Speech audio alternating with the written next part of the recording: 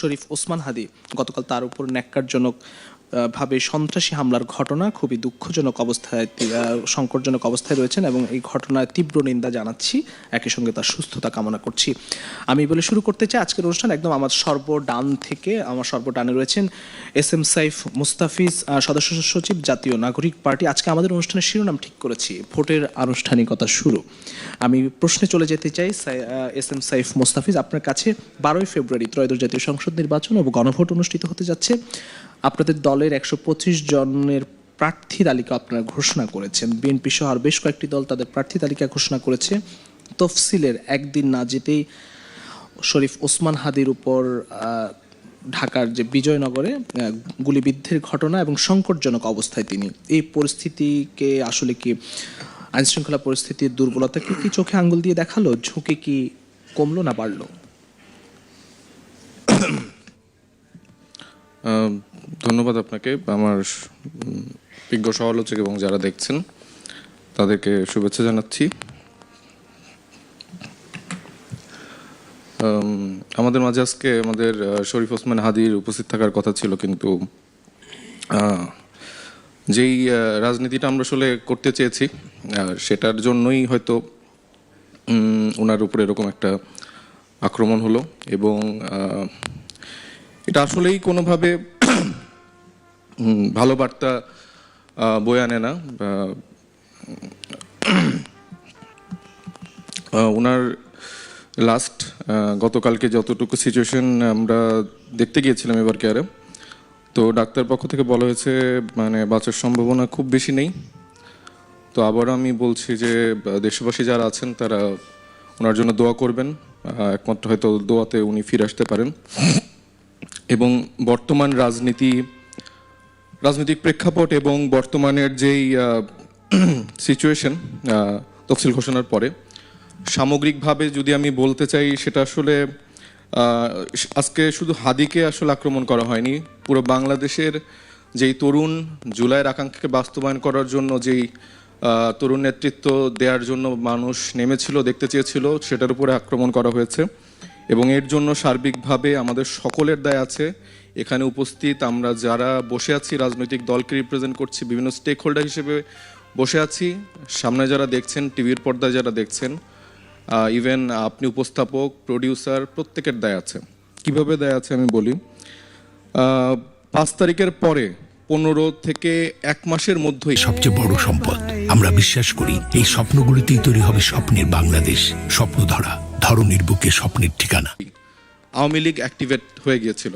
আমরা নিজেদের মধ্যে চেষ্টা করছিলাম একটা স্থিতিশীল সিচুয়েশন আনার জন্য, কিন্তু আমরা দেখতে পেয়েছি যে এই সময়টায় তারা প্রচণ্ডভাবে ঐক্যবদ্ধভাবে নিজেদেরকে সেভ করা থেকে শুরু করে তাদের যা যা উইপেন্স আছে সেগুলো ব্যবহারের মধ্যে ততটা বিভাজন বেড়েছে। আমরা নিজেদের মধ্যে কামড়াকামড়ি করেছি, নিজেদেরকে আক্রমণ করেছি এবং জুলাইয়ের যে শক্তি, বিএনপি, জামাত ইসলামী, এনসিপি, গণ অধিকার পরিষদ, যত দল আছে সবাই নিজেদের মধ্যে আমরা বিভাজন তৈরি করেছি। এবং আমাদের যারা সরকার গঠন করেছিল, যেসব উপদেষ্টা মণ্ডলী, আমাদের তরুণ উপদেষ্টা মণ্ডলী থেকে শুরু করে সিনিয়র যারা আছে, প্রত্যেকেই আমি মনে করি যে ফেলিয়ার। এবং তারা কেউ আসলে জুলাইকে যেভাবে আপহোল্ড করার দরকার ছিল সেটা করতে পারেনি। কারণ হচ্ছে যে যেভাবে আসলে আওয়ামী লীগের লোকজনকে ধরার কথা ছিল, যেভাবে আসলে তাদের যারা সফট যারা সাপোর্টার ছিল তাদেরকে আইনের আওতায় আনা উচিত ছিল, সেটা তারা কোনোটাই করেনি। না কোনো মিডিয়ার রিফর্ম হয়েছে, না কোনো তারা আসলে পরিবর্তনের জন্য কোনো কাজ করেছে। তারা জাস্ট 1.5 বছর ধরে নিজেদের বেসিক রুটিন ওয়ার্ক করেছে, যেটা আসলে জুলাইয়ের আকাঙ্ক্ষাকে কোনোভাবেই বাস্তবায়ন করে না। এবং আমাদের ডেভিল হান্টের মতো এরকম আরও অনেক ডেভিল হান্ট আসলে প্রয়োজন ছিল, যেটা আসলে সরকারের পক্ষ থেকে হয়নি। 1300-র ওপরে অস্ত্র লুট হয়ে গেছে, যেটা এখনও উদ্ধার হয়নি। এই 1300 অস্ত্র কার কাছে আছে, কিভাবে সেগুলো ব্যবহার হচ্ছে, এগুলো টার্গেট কিলিংয়ে, আমরাও সেই টার্গেট কিলিংয়ে আছে, এগুলো অনেকবার জানানোর পরও সরকার থেকে কোনো উদ্যোগ নেওয়া হয়নি। আমরা গোপালগঞ্জে আমরা ইস্যু দেখেছিলাম যে জাতীয় নাগরিক পার্টি এনসিপির উপরে কিভাবে আক্রমণ হয়েছে। তারপর কি আমরা কতটা পরিবর্তন দেখেছি, যে তরুণ নেতৃত্ব আছে সাধারণভাবে চলাফেরা করছে, তাদের জন্য সেই সেফ পেস করার জন্য, নেক্সট জেনারেশনের জন্য সেই সেফ পরিবেশ করার জন্য কোনো রকম আয়োজন বা কোনো রকম বন্দোবস্ত আমরা দেখিনি। বরঞ্চ আমরা দেখেছি বিশেষ দলের রাজনৈতিক নেতাদের জন্য অন্যরকম বন্দোবস্ত, যারা হয়তো বা সম্ভাব্য রাজনৈতিক দলগুলো ক্ষমতায় আসবে বা প্রধান বিরোধী দল হিসেবে আসবে, কিন্তু এখানে আমার প্রত্যেকটা রাজনৈতিক নেতা যে আসলে একটা ছোট্ট ব্যানার নিয়ে জুলাইয়ের আকাঙ্ক্ষাকে বাস্তবায়ন করার জন্য লড়াই করছে, তার নিরাপত্তা নিশ্চিত করাটাও আমাদের দায়িত্ব ছিল। সেটা ছোট বড় দল সবার সম্মিলিতভাবে করার কথা ছিল। এবং আজকে আমি নাম ধরে কিছু মানুষের কথা উল্লেখ করতে চাই। একটা থেকে আপনারা রাজনৈতিক অপরিপক্কতা বলতে পারেন, রাজনৈতিক শিষ্টাচার বহির্ভূত কাজ বলতে পারেন, কিন্তু আই ডোন্ট কেয়ার। কালকের পর থেকে আমি স্কুল আসলে কেয়ার করব না। আমি আমার ব্যক্তিগত জায়গা থেকে প্রতিবাদ জারি রাখবো। সেটাতে আমার রাজনীতি থাকলো না আপনাকে মেরে ফেলা হলো, এটাতে আমার কিছুই যায় আসে না। আপনারা জানেন যে আওয়ামী লীগের soft court supporter Anis Alamgir, সাংবাদিক আনিস আলমগীর, সাংবাদিক মাসুদ কামাল, আব্দুল তুষার, সাংবাদিক পান্না, তারপরে মিডিয়া ব্যক্তিত্ব শাওন, তারপরে তারেক রহমান, আম জনতা পার্টির, এরকম অনেক ব্যক্তিরা আছে যারা রেগুলার বেসিসে টকশোগুলাতে এই আমাদের মিডিয়া, আমাদের সাংবাদিক ভাইরা সুযোগ করে দিচ্ছে, যারা রেগুলার বেসিসে ইনক্লুসিভ রাজনীতি, ইনক্লুসিভ মানে নির্বাচনের কথা বলে তাদেরকে প্রতিনিয়ত সুযোগ করে দিচ্ছে।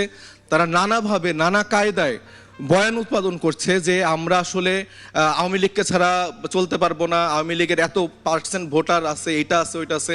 আরে ভাই, লাস্ট ইলেকশনে আওয়ামী লীগ জোর করে তুলে নাও তো 5% ভোটার কাউন্ট দেখাতে পারে নাই, তো আপনারা এত আওয়ামী লীগের ভোটার কই পান? প্রথম আলো একটা প্রথম সারির মানে সংবাদপত্র, সেখানে নানা কায়দায় আওয়ামী লীগকে প্রাসঙ্গিক করা হচ্ছে। একটা ফাঁসির আসামি, একটা খুনি, যেই মানুষের হাতে 1400 মানুষের রক্ত লেগে আছে, সেই খুনিকে আপনারা কোনোভাবে ডাটা ড্রিভেন ভাবে, মানে কোন 1400 মানুষকে আপনারা সেই স্যাম্পলিং করছেন 1300 মানুষের, সেটা কি গোপালগঞ্জের নাকি যে তিনি হচ্ছে সম্ভাব্য প্রধানমন্ত্রী হতে পারে, কতজন চায়? তো এগুলা কি ধরনের স্যাম্পলিং? এটা আপনারা তাকে কিভাবে তার ফাঁসির রায় কার্যকর করা হবে, কিভাবে দেশে আনা হবে, সেই দিকে খেয়াল করেন। এই আনিস আলমগীর গতকালকেও সে সেলিব্রেট করতেছে, সে নেহেরি খেতে যাচ্ছে, সে ব্যাকগ্রাউন্ডে মিউজিক দিয়ে সে প্রোফাইলে তার হচ্ছে যে দুঃখ দুর্দশা দেখাচ্ছে যে আহারে হাদি খুব ভালো ছিল। আপনার এই আব্দুল তুষার, উনি হচ্ছে যে বিভিন্ন কথায় এই গালি দেওয়া যাবে না, এই হাঁটুর বয়সী, এরকম বিভিন্নভাবে তরুণদেরকে ছোট করছে, জুলাইকে ছোট করছে। এই মাসুদ কামাল বিভিন্নভাবে বিভিন্ন ডাটা দেখায়, বিভিন্ন জরিপ দেখায়, বলতেছে যে আওয়ামী লীগকে আনতে হবে, আওয়ামী লীগ না হলে ইলেকশন হবে না রে ভাই, এইটা হবে না রে ভাই, ওইটা হবে না রে ভাই। এই পান্না সারাদিন 32-এর মায়া কান্না দেখায়, এই পান্না সারাদিন আওয়ামী লীগকে নিয়ে মায়া কান্না দেখায় এবং আওয়ামী লীগকে নানাভাবে প্রাসঙ্গিক করছে। এই শাওনের মতো যারা মিডিয়া কর্মী আছে, এরা মিডিয়াতে থেকে সারাদিন জুলাইকে ছোট করছে, জুলাইকে আকাঙ্ক্ষাকে ছোট করছে, এবং এদের বিরুদ্ধে আমাদের সরকার নিশ্চুপ, কোনো রকম ব্যবস্থা নেওয়া হচ্ছে না। আমাদের প্রত্যেকটা মিডিয়া এখানে চুপ, প্রত্যেকদিন টকশোগুলাতে নানাভাবে এই মানুষগুলা উপস্থিত হচ্ছে। এছাড়াও সাংবাদিক, শিক্ষক মহলের, আপনারা জানেন ঢাকা বিশ্ববিদ্যালয় থেকে শুরু করে প্রত্যেকটা পাবলিক ইউনিভার্সিটিতে এই জুলাই গণ অভ্যুত্থানের সময় যারা আওয়ামী লীগের দালালরা ছিল, তারা কিভাবে দলদাস হয়ে এই জুলাই গণ অভ্যুত্থানে এই মৃত্যুগুলা ঘটানোর পেছনে দায়ী ছিল, তারা আবার নতুন করে ক্লাসে ফিরছে, তারা নানা জায়গায় মিটিং মিছিল করছে।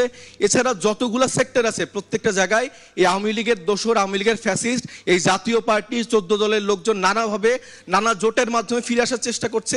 এদের বিরুদ্ধে আজ থেকে আমি যুদ্ধ ঘোষণা করলাম। আপনারা যদি আমাদের সাথে লড়াইটা করতে চান, এদের বিরুদ্ধে যুদ্ধ করেন, এরপরে ইলেকশন, এরপরে বাকি কাজকর্ম করেন, নাইলে এই 2 মাসের মধ্যেই আমাদের তরুণ নেতা থেকে শুরু করে এরপরে যারা সিনিয়র, যারা রাজনৈতিক দলের নেতা আছে, সবাইকে টার্গেট করা হবে। ধন্যবাদ।